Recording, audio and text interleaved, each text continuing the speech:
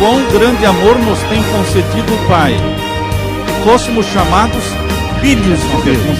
Eu e você temos que responder para nós mesmos: o que farei de Jesus? Chamado no livro de Testemunhos, volume 9, página 189, diz assim: se nos humilhássemos perante o Senhor e fôssemos bondosos, o mexeriqueiro descobre o segredo. Deus dá e Deus cobra, mas Deus não cobra nada que Ele não deu antes.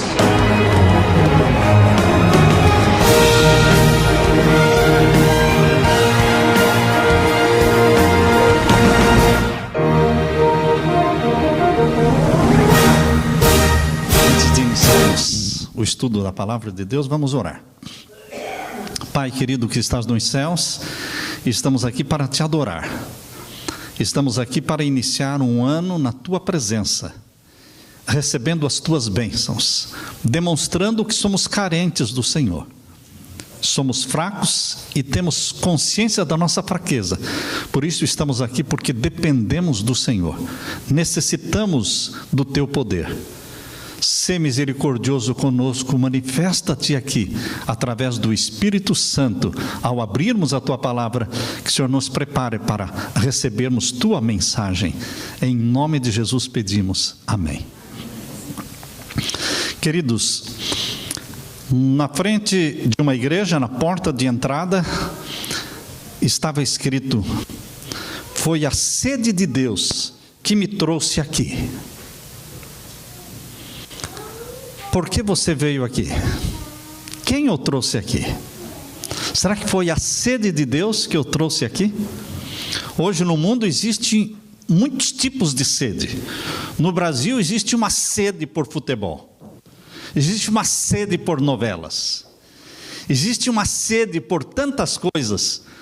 Mas a única sede que traz salvação é quando nós temos sede de Deus.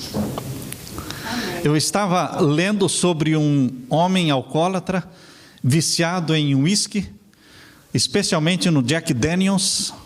Essa era a marca do uísque. E ele dizia assim: quanto mais eu oro para Deus me ajudar a me libertar do meu vício, mais eu penso no uísque. Quanto mais eu oro à noite, oro de madrugada, oro durante o dia, e quando eu acordo de manhã, a primeira coisa que vem à minha mente é o whisky Jack Daniels. Por isso eu oro todos os dias, e muitas vezes por dia, dizia ele, porque a minha fraqueza me leva para Deus. Esta frase que um viciado, um alcoólatra usou, marcou a minha mente. A minha fraqueza me leva a Deus. Quando você se sente forte, meu irmão, você não busca Deus. Quando você se sente bom, você não busca Deus. Quando você se sente salvo, você não sente necessidade de um Salvador. Você já se sente salvo. Mas quando nós nos sentimos fracos, nós corremos para Deus. Quando nós buscamos Deus, quando nós temos sede de Deus, esta é uma evidência, é uma demonstração do nosso senso de fraqueza, de nossa impotência, de nossa insuficiência. Então nós corremos para Deus, porque dependemos dEle. Eu quero que você abra a sua Bíblia agora em Salmos 42. Salmos 42 e os versos 1 e 2. Abra a sua Bíblia e vejam o que o salmista está falando aqui. Salmos 42, versos 1 e 2. Como o servo brama pelas correntes das águas, assim suspira minha alma por ti, ó Deus. Os animais procuram uma água corrente. Os animais procuram água para matar a sede. E aqui o salmista está dizendo: assim suspira a minha alma por ti, ó Deus. Quando as pessoas estão com sede, elas não sonham com mais nada além de água. Não existe nada que possa substituir a água quando você está morrendo de sede. E assim como os animais buscam as correntes de águas, assim suspira a minha alma por ti. E o verso 2: A minha alma tem sede de Deus, do Deus vivo. Por quando entrarei e me apresentarei ante a face de Deus? A minha alma tem sede de Deus. Foi a sede de Deus que me trouxe aqui. A minha fraqueza me leva para Deus. Enquanto eu estiver pregando nesta manhã, que estas duas frases fiquem na sua mente. A minha fraqueza me leva para Deus. Foi a sede de Deus que me trouxe aqui. Eu quero que você abra agora a sua Bíblia em João capítulo 5 e o verso 19. O Evangelho de João, capítulo 5 e o verso 19. Abra a sua Bíblia. Evangelho capítulo 5 e o verso 19. Vamos ler. Mas Jesus respondeu e disse-lhe: na verdade, vos digo que o Filho por si mesmo não pode fazer coisa alguma, se eu não vir fazer ao Pai, porque tudo quanto ele faz, o Filho faz igualmente. Em outras palavras, Jesus está dizendo que o Filho não pode fazer por si mesmo nada, a não ser pelo poder do Pai, a não ser pela vontade do Pai. Vocês estão percebendo o senso da fraqueza que Jesus sentia? Era o senso da sua fraqueza, da sua dependência, que o levava para buscar Deus, para ter mais comunhão constante com Deus o Pai. O tamanho e a grandiosidade da missão de Jesus como Filho de Deus na terra o fazia orar mais, o fazia jejuar mais. Queridos, no verso 30 agora, no mesmo capítulo 5 de João, verso 30. Eu não posso de mim mesmo fazer coisa alguma. Estão vendo aí? Quanta coisa Jesus podia fazer por si mesmo? Nada. Jesus era totalmente dependente do Pai, totalmente dependente da direção do Espírito Santo. Mas alguém poderá questionar dizendo: mas pastor, Jesus é Deus, como é que ele não poderia fazer nada? Jesus não podia fazer nada por si mesmo e continuar sendo homem. Se ele usasse os poderes divinos dele, ele não estaria vivendo como homem na terra, não poderia ser exemplo para os seres humanos. Portanto, queridos, quando Jesus está dizendo aqui: eu não posso de mim mesmo fazer coisa alguma, ele está dizendo: eu vim, embora sendo Deus em carne, mas eu vim para viver como homem, como humano, e eu vim para viver na dependência do poder celestial. Por isso eu estou dizendo que eu não posso fazer coisa alguma de mim mesmo. Como eu ouço assim julgo, e o meu juízo é justo, porque não busco a minha vontade, mas a vontade do Pai que me enviou. Jesus fazia da vontade do Pai o seu prato preferido do dia, fazer a vontade do Pai. Jesus sacrificou a vontade própria. Por isso, quando Jesus disse: aquele que quiser vir após mim, negue-se a si mesmo, tome a sua cruz e siga-me, ele está dizendo para você, meu irmão, aquilo que ele fez. Ele negou-se a si mesmo para fazer a vontade do Pai, para cumprir a vontade do Pai. Na verdade, vos digo que o Filho por si mesmo não pode fazer coisa alguma. Jesus está dizendo que ele se identifica com você, pois todos nós somos seres humanos, limitados. Forçosamente temos que admitir, irmãos, que nós somos impotentes, insuficientes, limitados, nada podemos fazer de bom pelas nossas próprias forças. Mesmo vir à igreja hoje, mesmo decidir estar aqui, não foi pelas suas próprias forças. Você decidiu, mas foi o Espírito Santo que o trouxe, e foi a sede de Deus que o trouxe, Paulo reconheceu muito bem esta incapacidade de fazer o bem, essa incapacidade que temos de praticar boas ações, de obedecer, de ser puro, de vencer o pecado, vencer os vícios, ser fiel ao cônjuge. Tudo isto é impossível sem o poder divino. Eu de mim mesmo não posso fazer nada. Se nós aprendermos com o Filho de Deus a vivermos como filhos de Deus, se nós aprendermos a falar como Jesus falou, eu de mim mesmo não posso fazer coisa alguma, nós viveremos uma vida vitoriosa, tal como Jesus viveu uma vida vitoriosa.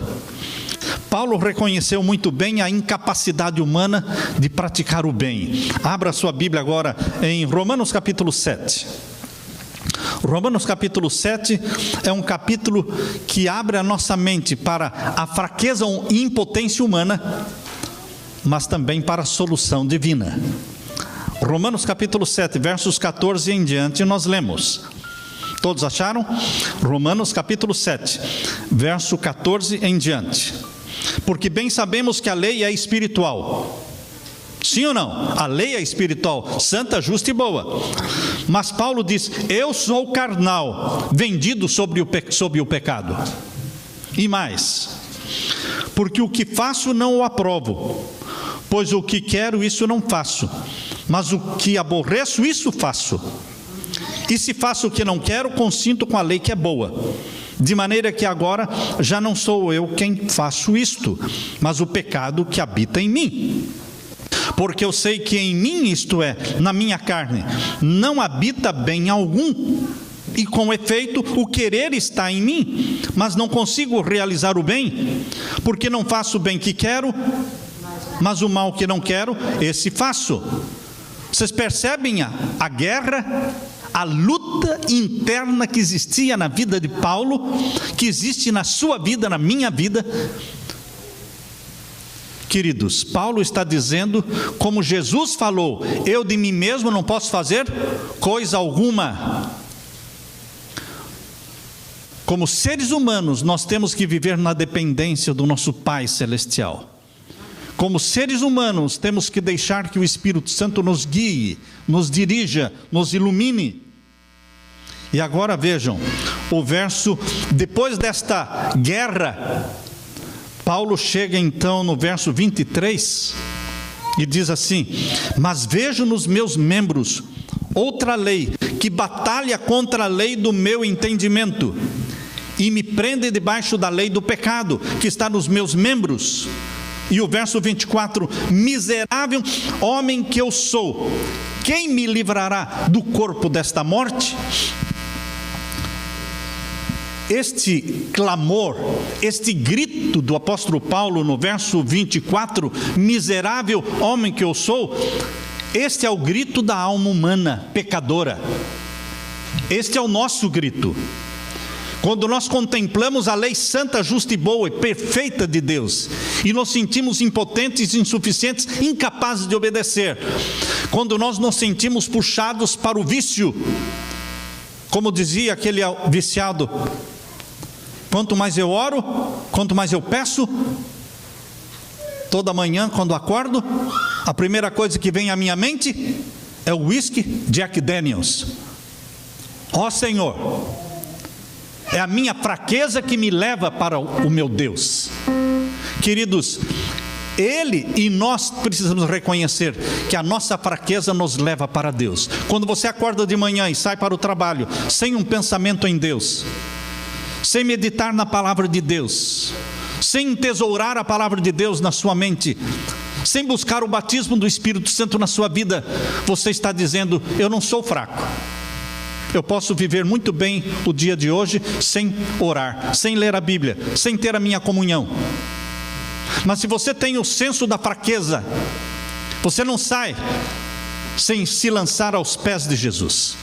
Você não sai sem passar uma hora com Jesus, uma hora entesourando a palavra de Deus, uma hora buscando o poder do Espírito Santo. É o senso da fraqueza nossa que nos leva para Deus. E é a sede de Deus que nos empurra para Deus. O grito de desespero de Paulo foi: miserável homem que eu sou, quem me livrará do corpo desta morte? Se tudo terminasse aqui, queridos, a vida cristã seria uma tragédia. Mas graças a Deus não termina no verso 24. Graças a Deus existe o verso 25. E o verso 25 vem como um alívio. O verso 25 vem como a solução divina para os desesperados, para os que se reconhecem fracos, para os que se reconhecem impotentes, incapazes e limitados. Vem então a solução divina no verso 25. Dou graças a Deus por Jesus Cristo nosso Senhor. Esta é a solução divina. Paulo termina com alegria. Paulo termina com sucesso. Paulo termina com vitória. Dou graças a Deus por nosso Senhor Jesus Cristo. Nossa situação, queridos irmãos, de fato é desesperadora, mas Jesus é a solução. Abra sua Bíblia agora em João capítulo 14. O Evangelho de João, capítulo 14, os versos 10 a 12. Evangelho de João, capítulo 14, e os versos 10 a 12. Aqui nós lemos: Não crês tu que eu estou no Pai, e que o Pai está em mim? As palavras que eu vos digo, não as digo de mim mesmo, mas o Pai que está em mim é quem faz as obras. Jesus curou os leprosos, Jesus ressuscitou os mortos, Jesus acalmou a tempestade no mar da Galileia, Jesus multiplicou os pães, Jesus ressuscitou Lázaro, Jesus ressuscitou a filha de Jairo. Jesus fez coisas maravilhosas, mas Ele está dizendo: eu não faço as obras por mim mesmo. Ele termina o final do verso 10: o Pai que está em mim é quem faz as obras. Queridos, Jesus, sendo Deus, viveu como homem na dependência do Pai. E nós, que somos homens e mulheres pecadores, queremos viver como Deus, sem a ajuda de Deus, viver por nós mesmos, por nossa própria conta, sendo donos do nosso nariz. Queridos, não é assim. Jesus veio para nos dar o exemplo de uma vida de dependência de Deus. Jesus não veio mostrar como Deus deveria viver na terra. Jesus veio mostrar como um homem poderia viver na terra, na dependência de Deus, cumprindo a vontade de Deus, fazendo a vontade de Deus. Por isso, no verso 11 e 12 do mesmo capítulo 14 que estamos lendo de João, capítulo 14, agora o verso 11 e 12. Crede-me que eu estou no Pai, e o Pai está em mim. Crede-me, ao menos por causa das mesmas obras. Na verdade vos digo, que aquele que crê em mim, também fará as obras que eu faço. Quem fará as obras que Jesus faz? Aquele que crer em mim. Jesus disse: aquele que viver em mim, aquele que depender de mim, aquele que estiver ligado a mim, este fará as mesmas obras que eu faço. A solução é estar ligado a Jesus. Com Jesus Cristo nós podemos realizar tudo. Sem Jesus nós podemos fazer nada. Essa é a lei do tudo ou nada. Abra sua Bíblia agora em João capítulo 15. João capítulo 15, verso 5. João capítulo 15, o verso 5. Eu sou a videira, vós sois as varas. Quem está em mim e eu nele, esse dá muito fruto. Você quer dar fruto? Você quer dar estudos bíblicos? Você quer converter almas? Você quer realizar grandes coisas para Deus? Não se preocupe. Não coloque o seu foco nestas coisas. Não coloque o seu foco nos frutos. Coloque o seu foco na videira. Estar ligado na videira deve ser o foco da sua vida. Às vezes nós colocamos o foco no lugar errado. Estamos obcecados com os frutos, quando na realidade a nossa obsessão tem que estar o ser ligado, o ramo ligado à videira. E os frutos aparecerão, porque os ramos ligados na videira produzem frutos. Por isso Jesus está falando aí em João capítulo 15, verso 5. Eu sou a videira, vós as varas. Quem está em mim e eu nele, esse dá muito fruto. É natural, está ligado a Jesus, porque sem mim nada podeis fazer. Quantas coisas boas podemos fazer sem Jesus? Nada. É o mesmo que Paulo disse em Romanos capítulo 7. Eu sei que na minha carne não habita bem nenhum, miserável homem que eu sou. E aí ele termina dizendo: graças a Deus por Jesus Cristo, a videira verdadeira. Estar ligado a Jesus. Como é que você pode estar ligado em Jesus? Como é que o ramo pode estar ligado na videira? Lendo a Bíblia todos os dias, pelo menos 1 hora por dia. Ah, mas é muito. Deus lhe dá 24 horas por dia, e você acha que 1 hora por dia aos pés de Jesus é muito? Então você quer quanto? Menos de 1 hora? Queridos, nós gastamos tantas horas fazendo coisas desnecessárias, matando o tempo, desperdiçando o tempo. Por que não podemos gastar 1 hora por dia meditando em Jesus, lendo a palavra de Deus? Estar ligado à videira, orando, dependendo dele, buscando o batismo do Espírito Santo na nossa vida.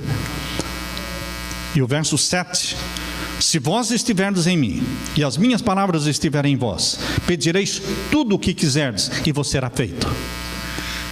Queridos, Jesus não lançou mão de poderes sobrenaturais que não estejam disponíveis a você e a mim. Jesus nunca deu esse pretexto. Jesus nunca deu esta chance de você se desculpar dizendo: ah não, ele fez isso porque ele era Deus. Ah, ele fez isso porque ele foi o Filho de Deus na terra. Não. Jesus nunca realizou nada que já não tivesse sido realizado por alguém, ser humano, pecador. Quando você pensa de Jesus andando sobre as águas, você pensa de Moisés abrindo o Mar Vermelho? Você pensa em Josué passando em seco o Rio Jordão? Quando você pensa de Jesus curando um leproso, pense em Eliseu curando Naamã. Quando você pensa em Jesus ressuscitando Lázaro, pense em Eliseu ressuscitando o filho daquela mulher que não tinha filho, e que ele orou e ela recebeu um filho, e o filho morreu, e ele deitou sobre a criança e a criança foi ressuscitada. Pensa em Pedro ressuscitando Dorcas. Querido, Jesus não fazia coisas que eram impossíveis aos seres humanos fazerem. Jesus fez coisas que os seres humanos podem fazer também, se crerem no Deus Pai e se deixarem dirigir pelo Espírito Santo. Jesus não lançou mão e não usou poderes sobrenaturais que não estejam disponíveis a você. O segredo de Jesus: dependência do Pai. Eu quero ler para vocês o que eu encontrei na revista Signs of Times. Signs of Times, do dia 16 de janeiro de 1896. 1896, Deus escreveu através da sua serva isto aqui: resistiu Jesus à tentação, mediante o poder que o homem pode possuir. Como é que Jesus resistiu à tentação? Através de um poder que o homem e a mulher também podem possuir. Apoiou-se Jesus no trono de Deus, e não existe homem ou mulher que não possa ter acesso ao mesmo auxílio pela fé em Deus. O homem e a mulher podem tornar-se participantes da natureza divina. Jesus, como homem, era participante da natureza divina porque vivia na dependência do Deus Pai e guiado pelo Espírito Santo. Não vive uma alma que não possa chamar o auxílio do céu quando tentada e provada. Cristo veio para revelar a fonte do seu poder, a fim de que o homem não confiasse jamais em suas capacidades humanas desajudadas. E na mesma revista, Signs of the Times, ainda continua: mediante a vitória de Jesus, as mesmas vantagens de que ele dispunha são providas ao ser humano. Jesus tinha vantagens? Tinha. Mas as vantagens que ele tinha estão disponíveis a você. Mediante a vitória de Jesus, as mesmas vantagens de que ele dispunha são providas ao ser humano. Por quê? Pode partilhar de um poder fora e acima dele mesmo, participando até da natureza divina, pela qual pode vencer a concupiscência que há no mundo. A Bíblia diz em 2 Pedro capítulo 1, verso 3 e 4. Abra sua Bíblia, na segunda carta de Pedro capítulo 1. Segunda carta de Pedro capítulo 1 é um texto que eu uso bastante. E eu amo este texto de capítulo 1 de segunda carta de Pedro. Capítulo 1, verso 3 e 4. Vamos ler.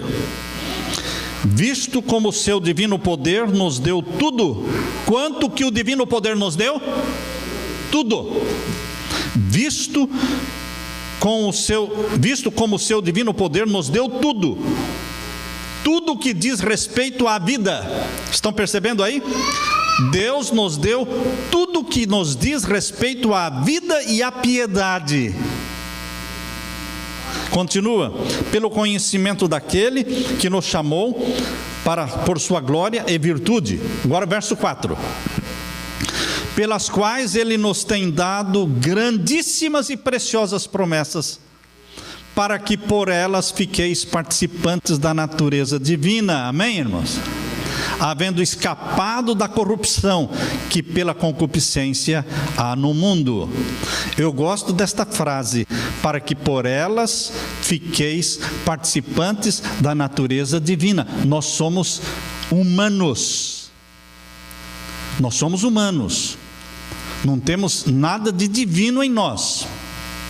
Somos impotentes e limitados. Mas em Jesus nós nos tornamos participantes da natureza divina.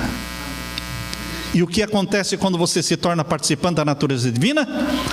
Escapamos da corrupção, diz aí, escapamos da corrupção, a linha que se segue, a última linha do verso 4, escapamos da corrupção que pela concupiscência há no mundo. Não tem como escapar da corrupção, senão através de Jesus, que gera em nós a natureza santa. Jesus gera em nós, através do Espírito Santo, a natureza santa. Por isso, somos participantes da natureza divina, porque a natureza divina de Jesus, ela é gerada em nós. Aquela paz em meio aos tumultos, aquela serenidade quando criticado, aquele sono tranquilo quando no meio da tempestade no mar da Galileia, estando o barco sendo sacudido, açoitado pela fúria do vento. Toda essa paz, toda essa serenidade, toda essa tranquilidade foram possíveis porque Jesus confiava no Pai. Eu quero ler para vocês o que encontrei agora no livro Desejado de Todas as Nações, página 319. Desejado de Todas as Nações, página 319. Diz assim: quando Jesus foi despertado para enfrentar a tempestade, lembram-se quando os discípulos estavam dentro do barco e Jesus estava dormindo e o vento começou a açoitar, a levantar as ondas e o barquinho estava para afundar? Quando Jesus foi despertado para enfrentar a tempestade, ele estava em perfeita paz. Os olhos dos discípulos estavam arregalados, eles estavam pálidos de medo, porque o barco estava para afundar, já estava entrando água no barco. Mas quando eles acordaram Jesus estava em perfeita paz. Você percebe que o mundo está inquieto, as pessoas só estão correndo, a vida é uma correria, dentro das casas só dá briga, só existem gritos, discussões. marido e mulher brigando, pais e filhos brigando, patrões e empregados brigando, na rua um carro buzinando para o outro, fazendo sinais feios. O mundo está inquieto, está perturbado, assim como o mar da Galileia estava perturbado, e o barquinho sendo açoitado, mas Jesus estava em perfeita paz. Você pode viver em perfeita paz no meio da guerra. Você pode estar calmo diante da crítica. Você pode se mostrar paciente quando provocado. Como? Depende de quantas horas você gasta aos pés de Jesus, em comunhão com Jesus, cada manhã, cada noite. Depende. Às vezes, quando o remédio não funciona, o médico diz: aumenta a dose, não é? Não está fazendo efeito, doutor. Aumenta a dose. Se você ainda está se sentindo irritado diante das provocações, se você ainda está respondendo os sinais que lhe fazem nas ruas, quando alguém buzina ou alguém lhe fecha no trânsito, aumente a dose. Ore mais. Ore mais. Aumente a dose. Nenhum indício de temor havia na fisionomia de Jesus ou no olhar, pois receio algum havia no seu coração. Contudo, não era na posse da força onipotente que ele descansava, não era como o Senhor da terra, não era como o Senhor do mar ou do céu que repousava em sossego. Esse poder ele depusera. Quando ele veio à terra, ele depôs este poder de Deus. Eu não posso de mim mesmo fazer coisa alguma, disse Jesus. Ele confiava no poder do seu Pai. Foi pela fé no amor e no cuidado do Deus que Jesus repousou. E o poder que impôs silêncio à tempestade foi o poder de Deus. Como Jesus descansou pela fé no cuidado do Pai, assim devemos repousar no de nosso Salvador. Queridos, o segredo é o mesmo. Marcos capítulo 1, verso 29. Marcos capítulo 1, verso 29 até o verso 35. Marcos capítulo 1 e o verso 29. Agora nós vamos ver aqui o segredo de viver bem com a sogra. Marcos capítulo 1, verso 29 a 35. Esse é um segredo valioso. Como viver bem com a sogra. Até morar com a sogra. Mas, bem, veja o que aconteceu aqui. Capítulo 1, verso 29 em diante. E logo saindo da sinagoga, foram à casa de Simão. Simão é Pedro, não é? E de André com Tiago e João. E a sogra de Simão estava deitada com febre. Eles foram na casa de Simão. Mas quem morava lá? A sogra. E a sogra estava doente. E Pedro pediu para Jesus curar a sogra. Ora, ele gostava da sogra. Quem anda com Jesus, sabe por que Pedro gostava da sogra? Porque ele andava com Jesus. Não existia problema entre eles. Os problemas entre marido e esposa, entre sogro ou sogra e nora, esses problemas existem quando nós andamos longe de Jesus. Mas ele andava com Jesus, então não tinha nada a ver com... Estava tudo bem. E a sogra de Simão estava deitada com febre e logo lhe falaram dela. Então, chegando-se a ela, tomou-a pela mão e levantou-a, e a febre a deixou e servia-os. E tendo chegado a tarde, quando já se estava pondo o sol, trouxeram-lhe todos os que se achavam enfermos, todos os que moravam ali em Cafarnaum, foram trazidos, e os endemoniados também. E o verso 33, e toda a cidade se ajuntou à porta, e curou muitos que se achavam enfermos, de diversas enfermidades, expulsou muitos demônios, porém não deixava falar os demônios, porque o conheciam. Verso 35. Levantando-se de manhã, muito cedo, fazendo ainda escuro, saiu e foi para um lugar deserto e ali orava. Jesus não levantava às 10 da manhã, 11 da manhã, 9 da manhã.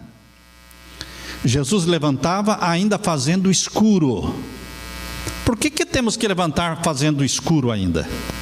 Você, mamãe, que tem um filho, 2, 3 filhos, você não vai conseguir ter meditação, você não vai conseguir ter tempo para Jesus se você levantar depois que o sol nasceu. Porque as crianças acordam antes do sol nascer. E você tem que acordar antes das crianças, para ter tempo para Deus. Deita mais cedo, bota cedo as crianças na cama. Hora de criança ir para a cama? 7 da noite. Ah, não, então 7h30. Quem achar que 7 é muito cedo, põe 7h30. Mas não mais do que isso.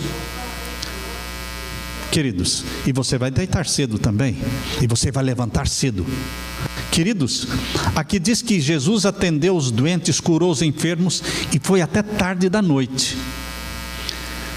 Eu imagino que Jesus foi deitar muito tarde aquela noite, porque ele ficou atendendo as pessoas. Mas, antes do sol nascer, ele estava em pé. Não porque ele tinha que trabalhar. Ele estava em pé porque ele tinha sede de Deus. Foi a sede de Deus que me trouxe aqui. A minha fraqueza me leva para Deus. Jesus veio viver na terra não uma vida de Deus, mas uma vida de homem que dependia de Deus.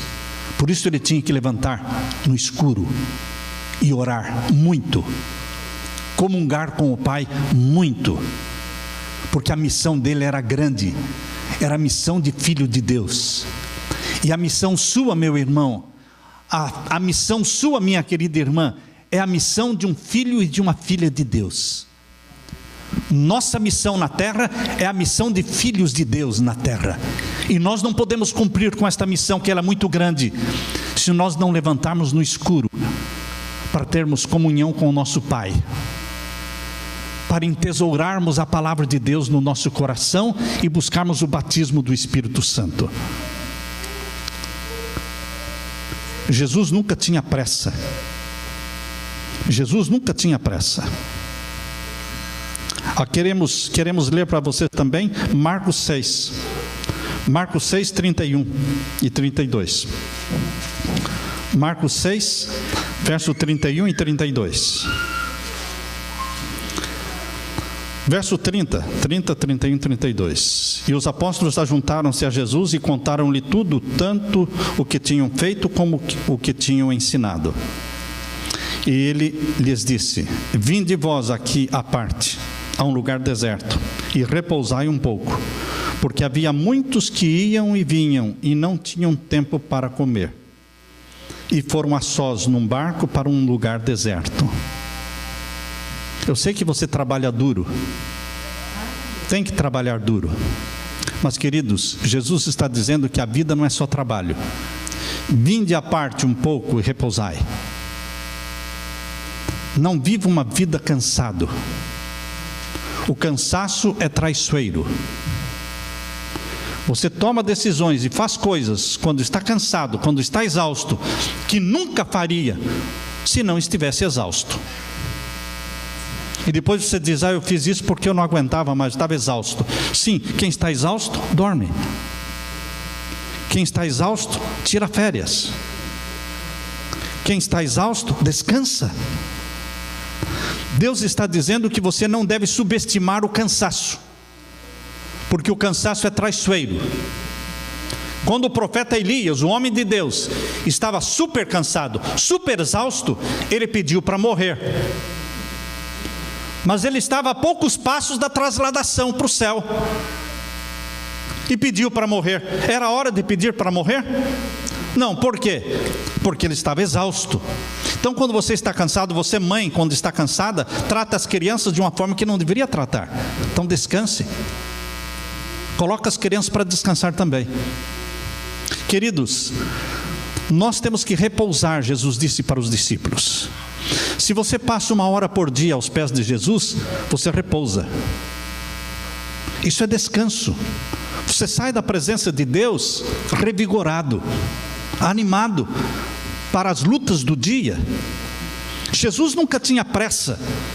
Os movimentos de Jesus não eram apressados, mas eram calculados e controlados pelo Espírito Santo, que opera num grandioso círculo onde não há pressa e não há demora. As coisas são feitas de acordo com a vontade de Deus, sem correria. Para Jesus nunca existia agitação, ele sempre estava sereno. As palavras do nosso verso foram proferidas por Jesus quando os discípulos estavam cansados. Vinde à parte e repousai um pouco. Há pessoas que pensam que é pecado repousar. Nós temos que repousar 8 horas por noite. Nós temos que repousar as 24 horas do sábado. Sim, 24 horas no sábado. E 8 horas por noite. Este foi o repouso programado por Deus para a semana e para o dia de sábado. O convite de Jesus, queridos, é um convite que está sendo feito para você. Existe uma enorme terapia na natureza. Caminhar junto à natureza, caminhar no meio das árvores, ao lado dos lagos. Isto é uma terapia. Tome tempo de ficar longe da TV, tempo para ficar longe da internet, do rádio, das agitações. A sós com Deus, seremos fortalecidos. No livro Serviço Cristão, página 249, nós lemos: a vida cristã não é feita de incessante atividade, nem de contínua meditação. Deu para apanhar o pensamento? A vida cristã não é feita de incessante atividade, nem de contínua meditação. É o equilíbrio entre meditação e atividade, atividade e meditação. A vida de nosso Senhor Jesus dividia-se entre o monte da oração e o convívio das multidões. Deus não pretende que nos tornemos eremitas ou monges, que nos afastemos do mundo. Nossa vida deve ser tal como foi a de Cristo. Nós deveremos tomar tempo individualmente e ouvir Jesus falar ao nosso coração. Quando todas as outras vozes silenciam e em quietude esperamos diante dele, o silêncio da alma torna mais distinta a voz de Deus. E ele então diz: aquietai-vos e sabei que eu sou Deus. Entre o vai e vem da multidão, a tensão das intensas atividades da vida, aquele que é refrigerado será circundado de uma atmosfera de luz e de paz, receberá nova doação de resistência física e mental. Sua vida recenderá uma fragrância e revelará um poder divino que tocarão o coração das pessoas. Serviço Cristão, página 249. O salmista disse que o deleite dele era meditar na lei do Senhor. Salmos 1, verso 1 e 2. Veja, Salmos 1, verso 1 e 2. Abra sua Bíblia. Veja qual era o deleite, qual era o prazer do salmista. Salmos 1, verso 1 e 2. Bem-aventurado o varão que não anda segundo o conselho dos ímpios, nem se detém no caminho dos pecadores, nem se assenta na roda dos escarnecedores. Antes tem o seu prazer na lei do Senhor. Na lei do Senhor medita de dia e de noite. Nosso deleite, a fonte da nossa alegria deve ser a meditação na palavra de Deus. Temos que ter sede de Deus, sede de estar na presença de Deus, todos os dias, todas as manhãs. No começo eu disse que a forma como você inicia o ano e a forma como você termina o ano, isso é muito importante. Como é que você passa o primeiro dia do ano? E como é que você passou o último dia do ano? Em que o seu coração estava focado? Da mesma forma, a primeira hora do dia e a última hora do dia, quando você abre os olhos, para quem você dedica a primeira hora do seu dia? E antes de você dormir, para quem você dedica? Em quem você concentra seus pensamentos antes de dormir? A primeira e a última hora do dia dizem muito se você é filho de Deus ou não é, se você está caminhando para o céu ou não está. Diz muito, e cada um pode responder para si. Anne Johnson Flint, ela apresentou essa verdade de uma maneira muito linda. Ela escreveu de uma forma poética: em época de enfermidade prolongada, com frequência sentia a ausência de Deus na sua vida, até que percebeu que mais do que a cura, ela necessitava de Deus mesmo. Mais do que cura, eu preciso de Deus. Mesmo que eu não seja curado, eu preciso de Deus. Ouse fazer a oração que ela fez. Vejam a oração que Anne Johnson Flint fez. Eu estou orando, Pai, não por paz nem por poder, não por alegria nem por luz, não pela verdade nem pelo conhecimento. Estou orando não pela coragem de lutar. Estou orando não pela força para realizar teu serviço. Não é por isso que minha oração será, não por dádivas ou por graças. Minha oração é por ti, Senhor, justamente por ti. Faze-me sentir saudade da tua presença, acima de todo amigo terreno. Faze-me ter sede da tua habitação em mim. Faze-me ter fome do teu amor, até que eu, em entrega completa e livre, eu dê a minha vida a ti. Somente então, em perfeição completa, podes dar-te a mim. Queridos, minha fraqueza me leva para Deus. A minha alma tem sede de Deus. Que você demonstre neste ano que está diante de você sede de Deus. Reconheça suas fraquezas, começando o dia passando uma hora com Jesus todas as manhãs. Levante ainda no escuro e busque a presença de Deus, a luz de Deus na sua vida, e que você seja vitorioso como Jesus, porque Ele nos deu o exemplo. Não fez uso de nenhum poder sobrenatural que não esteja disponível a você, meu querido irmão. Busquemos a direção do Espírito Santo na nossa vida, como Jesus buscava a direção do Espírito Santo na vida dele. Sejamos filhos e filhas de Deus, cumprindo a missão do nosso Pai na terra. Amém? Que a graça de Jesus e o poder do Espírito Santo estejam com você. Amém, irmãos? Louvado seja o Senhor.